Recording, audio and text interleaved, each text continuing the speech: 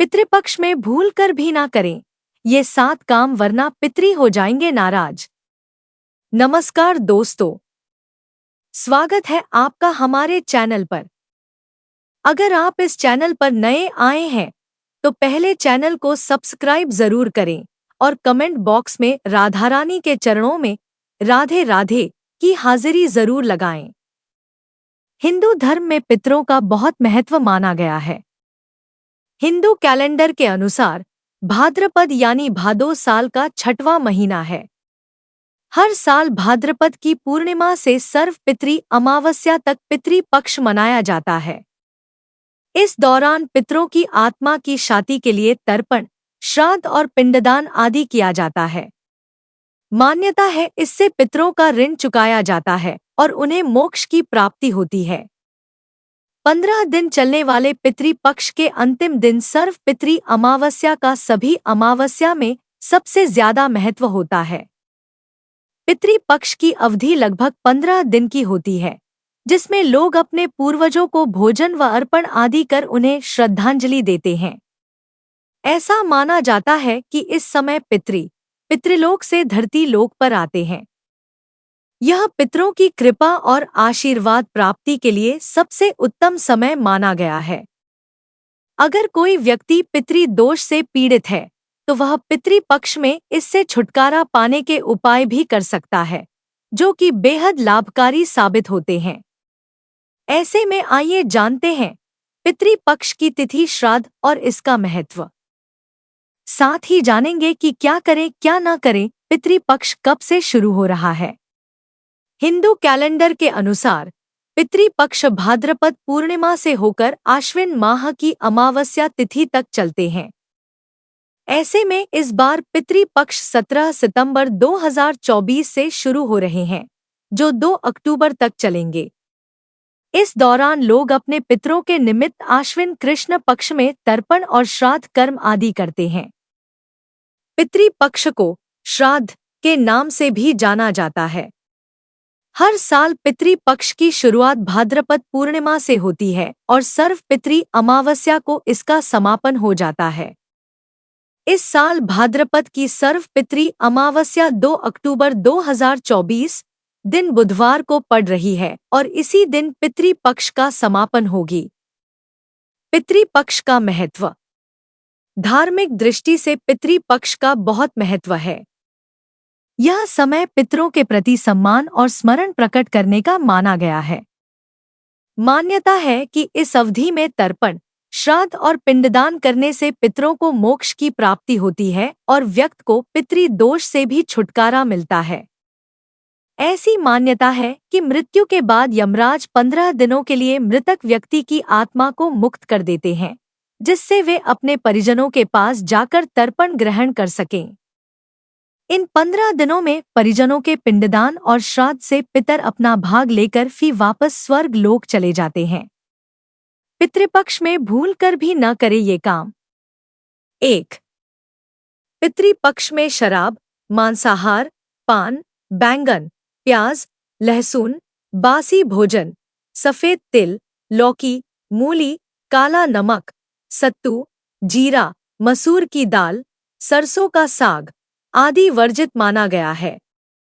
श्राद्ध में कोई इन चीजों का सेवन करता है या इन चीजों का उपयोग करता है, उससे पितर नाराज हो जाते हैं। 2. पितृपक्ष में चमड़े की वस्तुओं का प्रयोग। चमड़ा पशुओं की खाल से बनता है और इसे हिंदू धर्म में अपवित्र माना जाता है, विशेषकर धार्मिक अवसरों और अनुष्ठानों के समय। पितृपक्ष का समय अत्यंत पवित्र माना जाता है, जिसमें हमारे पितरों की आत्मा की तृप्ति और शांति के लिए पूजा पाठ, तर्पण और श्राद्ध कर्म किए जाते हैं। इस समय शुद्धता और पवित्रता का विशेष ध्यान रखा जाता है। चमड़े से बनी वस्तुएं जैसे कि जूते, बेल्ट, पर्स या अन्य चमड़े के उत्पाद तामसिक गुणों वाले माने जाते हैं और इनका प्रयोग धार्मिक कार्यों में वर्जित है। पितृपक्ष के दौरान अगर आप चमड़े की वस्तुओं का उपयोग करते हैं तो इससे पितरों की आत्मा को कष्ट पहुंच सकता है और वे नाराज हो सकते हैं।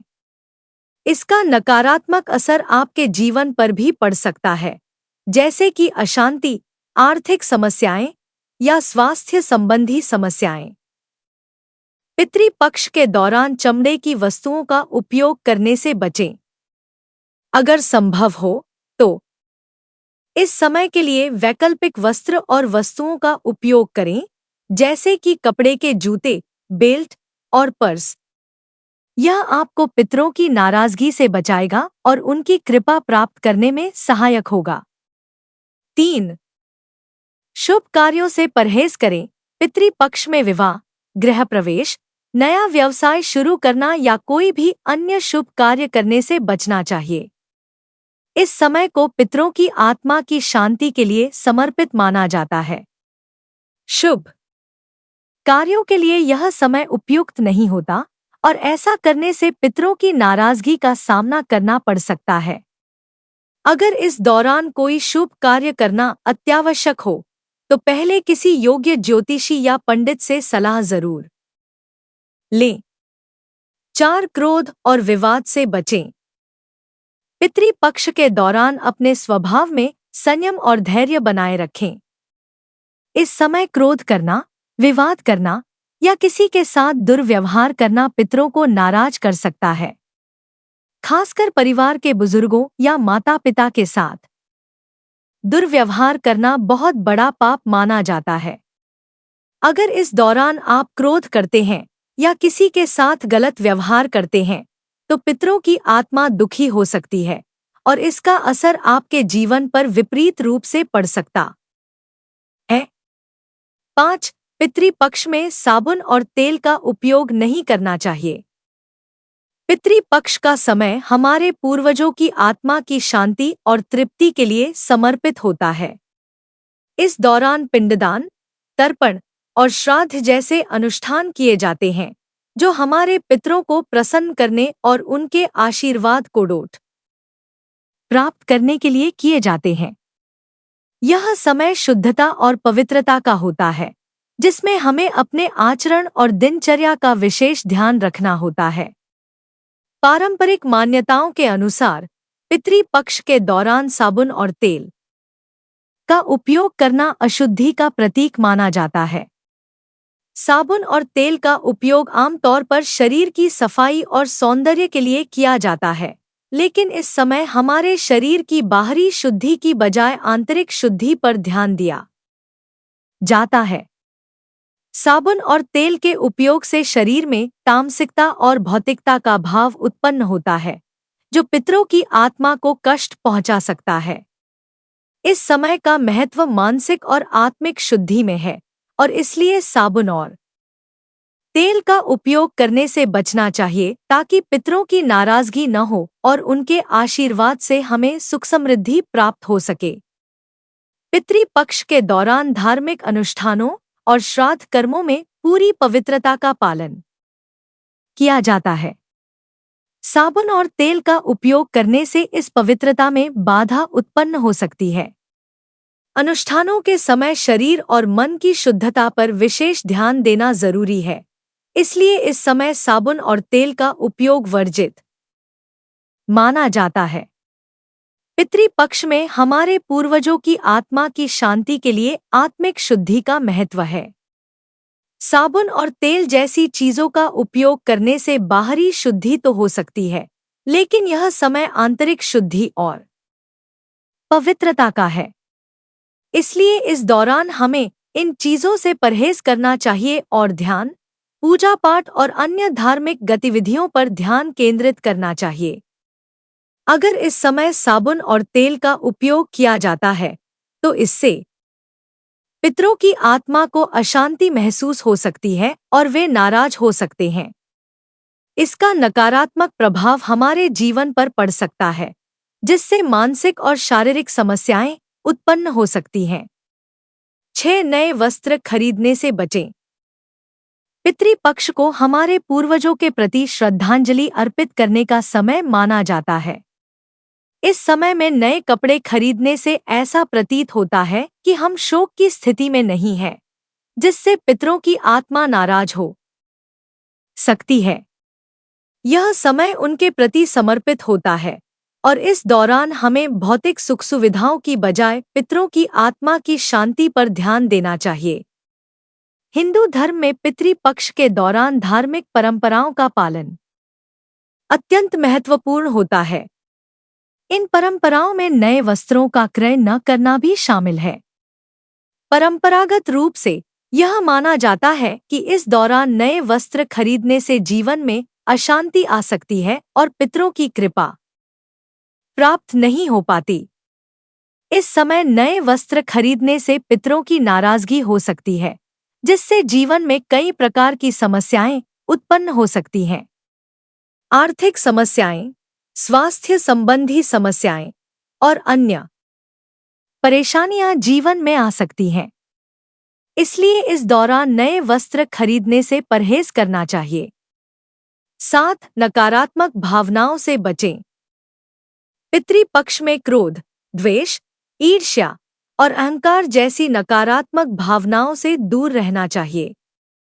इस समय संयम और धैर्य का पालन करना अत्यंत महत्वपूर्ण है, क्योंकि नकारात्मक ऊर्जा पितरों की आत्मा को दुख पहुंचा सकती है और उनके आशीर्वाद से हम वंचित हो सकते हैं। 8. दूसरों को दुख न दें। इस अवधि में किसी भी व्यक्ति को मानसिक या शारीरिक कष्ट पहुंचाने से बचना चाहिए। खासकर अपने माता पिता या बुजुर्गों का सम्मान करना अत्यावश्यक है। जो लोग अपने माता पिता का अपमान करते हैं या उन्हें कष्ट पहुंचाते हैं, उनके पितृ कभी भी प्रसन्न नहीं हो सकते। 9. गरीबों और जरूरतमंदों की अनदेखी न करें। गरीबों और भूखे लोगों को भोजन कराना पितृपक्ष के सबसे महत्वपूर्ण कार्यों में से एक है। अगर इस दौरान हम जरूरतमंदों की अनदेखी करते हैं, उन्हें भोजन नहीं कराते, तो इससे पितरों की आत्मा दुखी हो सकती है। ऐसा माना जाता है कि पितृपक्ष में दान और भोजन का विशेष महत्व है। पितृपक्ष में अगर हम गरीबों, अनाथों या भूखे लोगों की मदद नहीं करते, तो हमारे पितृ नाराज हो सकते हैं। पौराणिक कथाओं के अनुसार जब हम जरूरतमंदों को भोजन कराते हैं, तो हमारे पितृ उनकी आत्मा के रूप में भोजन ग्रहण करते हैं और हमारी तृप्ति करते हैं।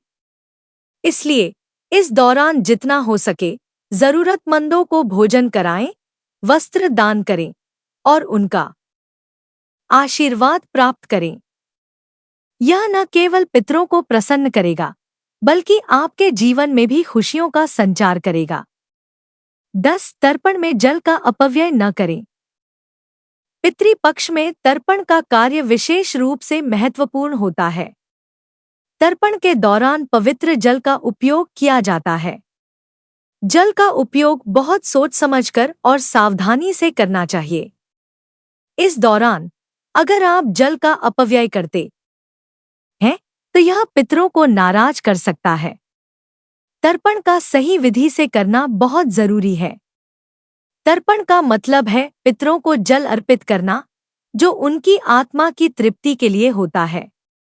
तर्पण करते समय इस बात का ध्यान रखें कि जल का अर्पण विधिपूर्वक किया जाए और इसके दौरान जल की बर्बादी न हो। तर्पण करते समय गंगाजल, कुशा और तिल का उपयोग करें और पूरे विधि विधान से तर्पण करें। तर्पण में किए गए जल अर्पण से पितरों को डोट शांति मिलती है और वे प्रसन्न होते हैं। लेकिन अगर इस दौरान जल का अनावश्यक उपयोग किया गया या उसे अपवित्र कर दिया गया, तो पितृ नाराज हो सकते हैं और इसका असर हमारे जीवन पर विपरीत हो सकता है। आज हमने जाना कि पितृपक्ष का समय हमारे पूर्वजों की आत्मा की तृप्ति और शांति के लिए कितना महत्वपूर्ण होता है। इस दौरान हमें मांसाहार और मद्यपान से परहेज करना चाहिए, नकारात्मक भावनाओं से बचना चाहिए और किसी को दुख नहीं देना चाहिए। साथ ही हमें श्राद्ध कार्य में लापरवाही नहीं करनी चाहिए और सही विधि से पिंडदान, तर्पण और श्राद्ध करना चाहिए। अगर इस वीडियो से आपको कुछ नया जानने को मिला है, तो कृपया हमें जरूर बताएं। आप चाहें तो वीडियो को लाइक करके भी अपनी प्रतिक्रिया दे सकते हैं। हमारे चैनल को सब्सक्राइब करें ताकि हम आपके लिए और भी महत्वपूर्ण जानकारियां ला सकें। तब तक के लिए अपना ख्याल रखें। नमस्कार।